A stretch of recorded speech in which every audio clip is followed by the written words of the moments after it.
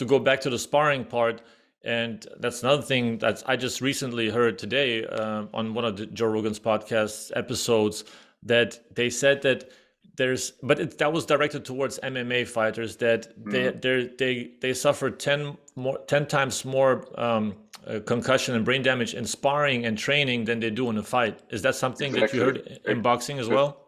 Definitely. That's why so many injuries in fight happens, because that's also a reason why I hate sparring and hate to do sparring a lot. Like everybody in the gym, my coach is also sometimes asking me, "You want to spar this guy?" Or just like for the timing, just move around. And I'm like, always no. If I don't have a fight scheduled, I don't spar, because if I get now injured and then I can't prepare for my camp, like who will pay me, for my for my fight? So you have to always like take care of yourself. And the sparrings are hard. Like sometimes you spar like 3 guys in one sparring session and they come all fresh. Like you do like 12 rounds, every 4 rounds they switch a guy, or you spar one guy and then the next round another guy, and they keep resting, and you are like, always sparring, and you get hit so much. Like I remember one time I was sparring so hard, it was in the heat here in Miami. It's also so humid.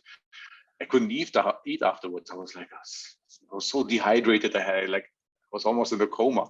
And the sparring sessions were way harder for me than any fight I ever had. So you have to be very careful with the sparring, because sparring is necessary, of course, but so many guys take it so hard on sparring here and there. They're often already also burned out for the fight. So, sparring should be like climstone. Like you should like prepare you for the fight. It shouldn't take actual energy from you, which you could use for the fight, right?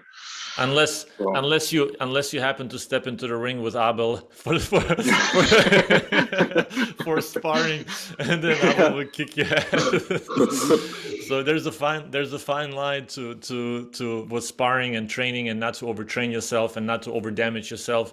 So it depends. You have to have trustworthy people around you to guide you through these. Definitely.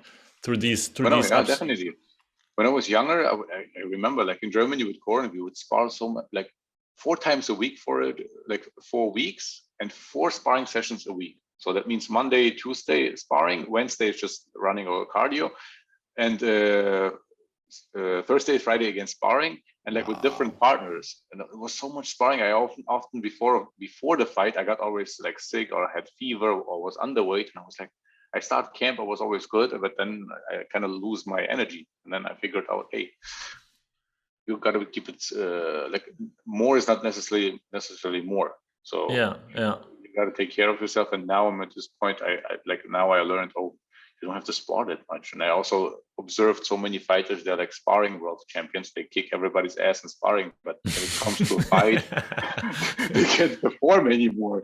So I kind of have now the opposite mentality. So in sparring, I just take it. I suck all the like what I can learn in sparring.